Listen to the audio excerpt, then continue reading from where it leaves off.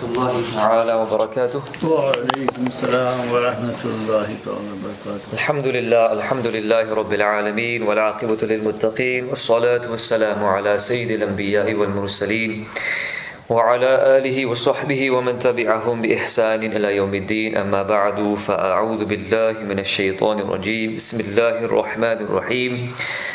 وقل رب ارحمهما كما ربياني صغيرا. صدق الله العلي العظيم. إن الله وملائكته يصلون على النبي يا أيها الذين آمنوا صلوا عليه وسلموا تسليما. جزا الله عنا سيدنا مولانا محمد صلى الله عليه وآله وصحبه وبارك وسلم ما هو أهله. امام محمد بن اسماعیل بخاری رحمۃ اللہ علیہ کی کتاب الادب المفرد میں سے چند احادیث مبارکہ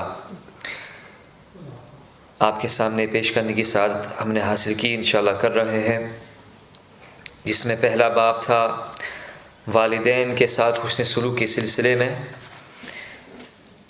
اس میں یہ 10ویں حدیث شریف بیان فرماتے ہیں۔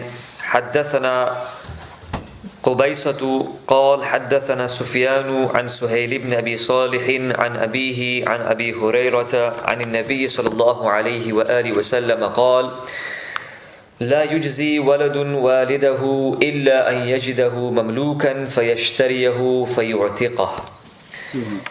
حدیث شریف سیدنا ابو ہریرہ رضی اللہ تعالیٰ عنہ سے مروی کہ نبی کریم صلی اللہ علیہ وسلم نے ارشاد فرمایا کہ کوئی لڑکا اپنے والد کے احسانات کا پورا بدلہ کبھی بھی نہیں دے سکتا۔ A child can never repay the favor of his father, the least that he can do. سب سے کم درجے کا احسان یہ ہے کہ وہ اگر اپنے والد کو غلام پائے، غلام پہلے زمانے میں غلام تھے، تو بچہ تو وہ اولاد جو ہے، لڑکا جو ہے، اگر اپنے والد کو غلام پائے تو اس کو اس کے مالک سے خرید کر اپنے والد کو آزاد کر دے۔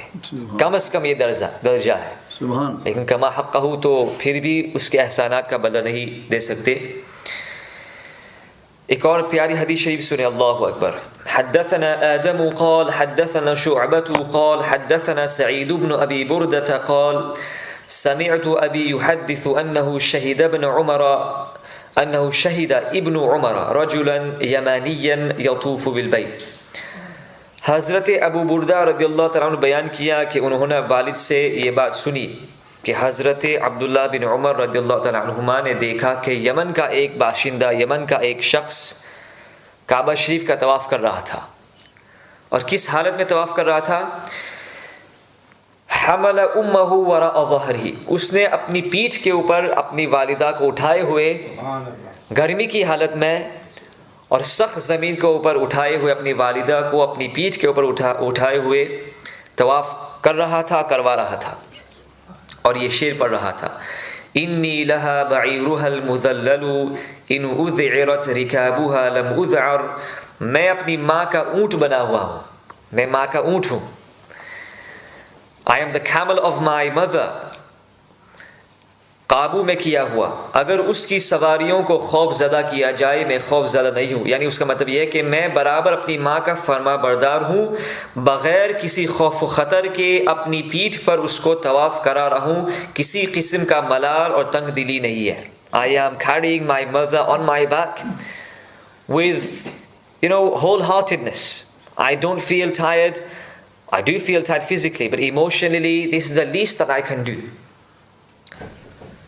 تو پھر یہ شخص طواف کرانے کے بعد اس حالت میں حضرت عبداللہ بن عمر رضی اللہ تعالیٰ عنہما کی بارگاہ میں آئے، عرض کی: یا ابن عمر اترانی جزیتها، کہ حضور آپ نے ملاحظہ کیا میں نے اپنی والدہ کو اپنی پیٹھ پر اٹھائے ہوئے، سخت گرمی کی حالت میں، سخت زمین پر اٹھائے ہوئے، میں نے 7 چکر اس حالت میں کیے کہ میں پسینے سے شرابور ہو چکا ہوں، کیا میں نے اپنے والدہ کا احسان کا بدلہ چکا دیا؟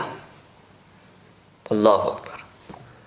Have I repaid the favors of my mother, the favors that she has extended to me since the day I was born until this day? Have I repaid the favors of my mother? قال لا ولا بزفرة واحدة فرمایا قسم خدا کی تو نے اس کے احسانات کا بدلہ نہیں چکایا بلکہ ایک سانس کا بدلہ بھی نہیں چکایا ہے. اللہ اکبر. This is a lesson for all of us. Wallahi, this is a lesson for every single young person in this society who has now distanced themselves from their parents, who think that they are now independent and can do without their parents. You can never do without your parents. Every single moment you need the du'as of your parents, you need the supervision of your parents, you need the guidance of your parents. And this particular person who had carried him, no one does this in this day and age. No one does this. You've got a wheelchair. And even that people think about it, people remember it all their life, reminding their parents that remember that day I carried in a wheelchair. So what? This person actually carried his mother on his shoulders. Yeah, they didn't have marble floors then, they didn't have AC running. Yeah, under the scorching heat of the sun on rough terrain and rough plain, carrying his mother around, subhanallah, circumambulating around the Kaaba Sharif. And then he comes to Sayyidina Abdullah ibn Umar asking him, have I repaid the favor? He says, by Allah, you've not even repaid for a moan. Zafra actually means not even a breath, it means a moan, a sigh of pain, which she had expressed when she was giving birth to you. Not even one of that. So imagine all the other favors. Allahu Akbar.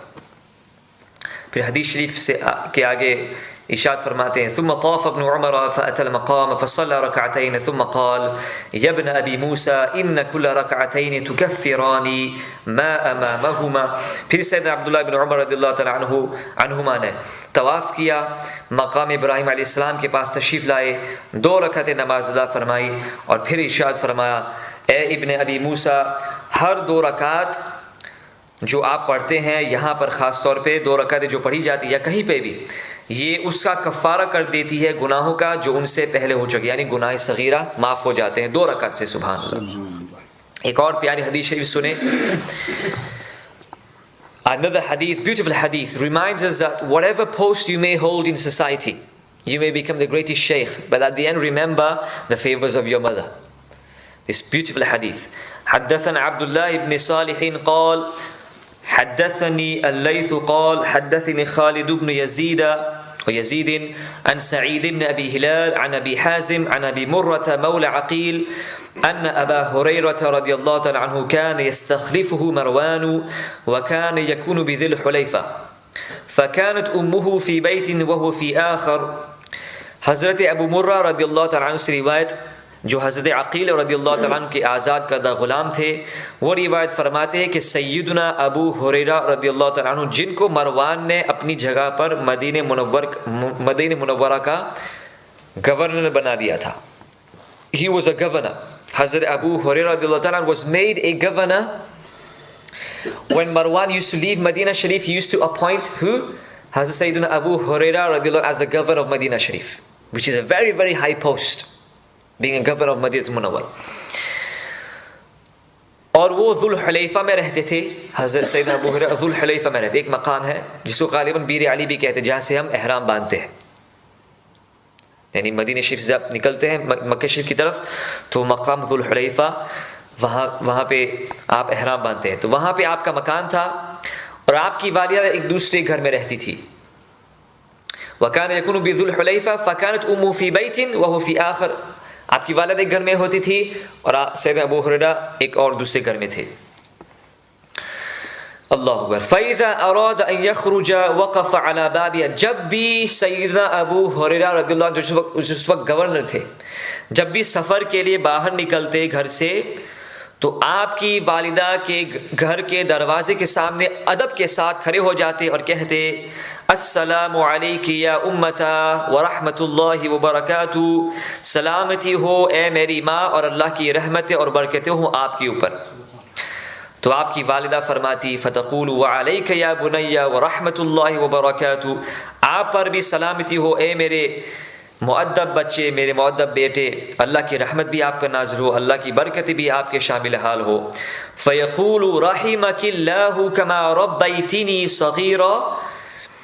حضرت سے ابو ہریرہ فرماتے اللہ تعالیٰ آپ پر رحم فرمائے جس طرح آپ نے میری تربیت فرمائی, جس طرح آپ نے مجھ پر رحم فرمائے جب میں بچہ تھا, جب میرا کوئی پالنے والا نہیں تھا، آپ ہی تھی، اللہ تعالیٰ آج بھی آپ کے اوپر رحم و کرم نازل فرمائے۔ تو آپ کی والدہ جواب دیتی رحمک اللہ کما بررتنی کبیرا، اللہ تعالیٰ آپ پر بھی رحم و کرم نازل فرمائے کہ آپ کی جوانی میں بھی، آپ کے بڑے ہونے کے بعد بھی آپ میرے ساتھ حسن سلوک کر رہے ہو، اللہ تعالیٰ آپ پر بھی رحم فرمائے۔ سبحان اللہ۔ ثم اذا اراد ان يدخل صنع مثله، تو جانے سے پہلے ایسا کرتے، والدہ سے اجازت لیتے۔ آج کل کے نوجوانوں کی طرح نہیں، ہر چیز اپنی مشیر کے مطابق کرتے ہیں، والدین کو پوچھے بغیر، کم از کم ان کا مشورہ، ان کی دعائیں لے لینی چاہیے۔ سرکار اعلیٰ حضرت رحمۃ اللہ علیہ، اللہ اکبر، پہلا حج تو کر لیا تھا، جب دوسرے سفر حج کا ارادہ فرمایا، نفلی حج، تو اس وقت بھی جب آپ کی دل میں بڑی سخت طرب تھی، شوق تھا کہ میں پھر جاؤں، لیکن آپ کی والدہ کی اجازت بغیر آپ نہیں جائے۔ آخر میں جب آپ کو موقع ملا، آپ کی والدہ کے پاس آئے، آپ کی والدہ آرام کر رہی تھی، آپ نے ان کے پاؤں کو بوسہ دیا اور اجازت مانگی، والدہ مجھے اجازت دیجیے، میں حج کے لیے جانا چاہتا ہوں۔ تو آپ کی والدہ نے اجازت دی اور فرمایا خدا حافظ، یہ الفاظ سن کے آپ تشریف لے گئے۔ اور پھر اعلیٰ حضرت رحمۃ اللہ کے بارے میں لکھا جاتا ہے کہ پوری جائیداد، جو پراپرٹی آپ کے حصے میں آئی، آپ کے والد بزرگان نے جو تقسیم کی تھی، وہ پوری جائیداد کی تقسیم اور اس کے اوپر جو کنٹرول ہے پورا، وہ آپ کی والدہ کو دے دیا تھا کہ آپ جتنا خرچ کرنا چاہتی ہو خرچ کرو، اور جو بھی پیسہ آپ بچانا چاہتی وہ آپ بچا کے رکھو، تمام میرے مال کی ملکیت آپ کو سپرد کر دی گئی ہے۔ یہاں تک کہ فرماتے ہیں ملک العلماء رحمۃ اللہ علیہ کہ اگر اعلیٰ حضرت رحمۃ اللہ علیہ کو ایک کتاب بھی خریدنی ہوتی تو آپ کی والدہ سے اجازت لیتے، آپ سے پیسے مانگتے، پھر جا کر کے کتاب خریدتے۔ دیکھو آپ کا مقام آج ان کا۔ ثم اذا اراد ان يدخل صنع مثله، پھر جب سیدنا ابو ہریرہ رضی اللہ عنہ مدینہ شریف میں آتے، مدینہ شریف کے اطراف میں آتے، سب سے پہلے کام یہ کرتے، آپ کی والدہ کے دروازے پر کھڑے ہو کر السلام علیکم ورحمۃ اللہ وبرکاتہ کہتے، دعائیں لیتے اور دعائیں مانگتے ان کے لیے۔ اللہ تعالی ہم سب کو بھی اسی طریقے سے اپنے والدین کا مطیع و فرما بردار ہونے کی ہم سب کو توفیق عطا فرمائے۔ صرف آخری حدیث شریف آپ کے سامنے 13ویں حدیث شریف پیش کی جاتی ہے۔ حدثنا ابو نعیم رضی اللہ تعالی عنہ قال حدثنا سفیان عن عطاء بن السائب عن ابیہ عن عبد اللہ بن عمرو قال جاء رجل الى النبي صلی اللہ علیہ وسلم يبايعه على الهجرة وترك ابويه يبكيان۔ اللہ اکبر۔ ایک شخص آیا نبی کریم صلی اللہ علیہ وسلم کی بارگاہ میں، اور نبی کریم صلی اللہ علیہ وسلم سے اور نبی کریم صلی اللہ علیہ وسلم کی خدمت میں ہجرت پر بیعت کرنے کے لیے حاضر ہوا کہ بیعت سے ایک چیز پختہ ہو جاتی ہے۔ نبی کریم صلی اللہ علیہ وسلم کی بارگاہ میں اس لیے آیا to swear the oath of allegiance, to make this pact firm. For what? For the purpose of hijrah. Hijrah is migrating for the sake of Allah. It is an amazing, it's a great ibadah. Hijrah بہت بڑی عبادت ہے۔ However, what happened was he had intended to migrate, but his parents were not happy. This was obviously before hijrah became farz. Okay, this was before migration became farz. From Makkah al-Mukarramah to Madinah Munawwarah, his parents were crying. Taraka, he says here, abawayhi yabkiyan. His parents, he left his parents crying in their home. And he had come to where? Come to whom? The Prophet sallallahu alaihi wasallam was to do what? To make this pact firm, to make this strong agreement with the Prophet sallallahu alaihi wasallam, pledge allegiance at the hands of the Prophet sallallahu alaihi wasallam, to do something which pleases Allah, hijrah. So what does the Prophet sallallahu alaihi wasallam tell him? فَقَالَ ارْجِعْ إِلَيْهِمَا. ان کے پاس واپس جاؤ، جس طریقے سے تو نے ان کو رلا کر کے چھوڑا ہے، وہ بھی رو رہے ہیں، ان کے پاس واپس جا، وَأَضْحِكْهُمَا كَمَا أَبْكَيْتَهُمَا، اور ان کو ہنسا، ان کے دل کو خوشی پہنچا، جس طریقے سے تو نے آج ان کو رلایا ہے، ان کو جا کر کے ان کو خوش کر دے، اور یہ تیرے لیے انشاءاللہ ہجرت سے بھی بڑھ کر کے ثواب تجھے ملے گا انشاءاللہ۔ سبحان اللہ۔ And this is why if you read the books of hadith, you come across one hadith, buka'ul walidaini min al-uquq al-kaba'ir, making one's parents cry because of your disobedience. Making one's parents cry is one of the greatest sins ever committed by a human being. Min al-uquq al-kaba'ir. And as for those who please their parents, look at their maqam. حضرت ایک مثال پیش کی جائے، پہلے بھی میں نے مثال پیش کی تھی سیدنا بایزید بستامی رحمۃ اللہ علیہ کی، اور حدیث شریف کی کتابوں میں ایک عظیم تابعی کا واقعہ میں ملتا ہے۔ جن کو ان کے والدین کے ساتھ بالخصوص والدہ کے ساتھ حسن سلوک کے عوض نبی کریم صلی اللہ علیہ وسلم بہت بلند مقام عطا فرمائے. ان کا نام ہے حضرت سیدنا اویس قرنی رضی اللہ تعالیٰ عنہ. سبحان اللہ.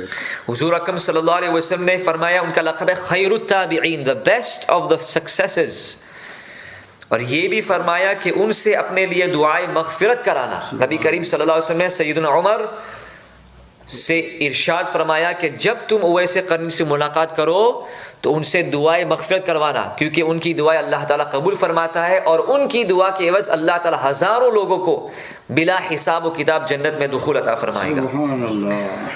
حضرت اویس قرنی رضی اللہ تعالیٰ عنہ نے نبی کریم صلی اللہ علیہ وسلم کے زمانے میں اسلام قبول کر لیا تھا, لیکن والدہ کی خدمت کی وجہ سے بارگاہ رسالت میں حاضر نہ ہو سکے, یعنی صحابی نہ بن سکے. لیکن حضور اکرم صلی اللہ علیہ وسلم نے ان کے اس عمل پر ناراضگی کا اظہار نہیں فرمایا, بلکہ قدردانی فرمائی اور ارشاد فرمایا کہ ان سے دعا کرانا والدین کی خدمت کیا مرتبہ ہے. حضرت اویس قرنی کے عمل سے ظاہر ہے, صحیح مسلم میں ہے کہ حضور اکرم صلی اللہ علیہ وسلم نے ارشاد فرمایا کہ اویس کی والدہ ہے, اس کے ساتھ انہوں نے حسن سلوک کیا ہے, اور اللہ تعالیٰ نے اس حسن سلوک کے عوض اللہ تعالیٰ نے ایسا مقام عطا فرمایا کہ اگر اویس کسی بات میں اللہ پر قسم کھا لے, اللہ کے نام کی قسم کھا لے, تو اللہ تعالیٰ ضرور ان کی قسم پوری فرمائے. اللہ تعالیٰ ہم سب کو حضرت اویس قرنی رضی اللہ عنہ کا صدقہ ہمارے والدین کے ساتھ حسن سلوک کرنے کی توفیق عطا فرمائے, اور جن کے والدین اس دنیا سے پرواز کر چکے ہیں یا اللہ ان کی مغفرت فرمائے, اور ان کی اولاد کو ان کے بعد ان کے حقوق کو ادا کرنے کی توفیق عطا فرمائے. اللهم صل على سيدنا مولانا محمد معدن الجود والكرم وآله وصحبه وبارك وسلم. اللهم انفعنا بما علمتنا وعلمنا ما ينفعنا وزدنا من فضلك علما يقربنا منك برحمتك يا أرحم الراحمين. اللهم رب ارحمهما كما ربياني صغيرا. اللهم رب ارحمهما كما ربياني صغيرا. اللهم رب ارحمهما كما ربياني صغيرا. ربنا تقبل منا إنك أنت السميع العليم وتب علينا إنك أنت التواب الرحيم. إن الله وملائكته يصلون على النبي يا أيها الذين آمنوا صلوا عليه وسلموا تسليما. جزا الله عنا سيدنا مولانا محمد صلى الله عليه وآله وسلم ما هو أهله. سبحان ربك رب العزة عما يصفون وسلام على المرسلين الحمد لله رب العالمين.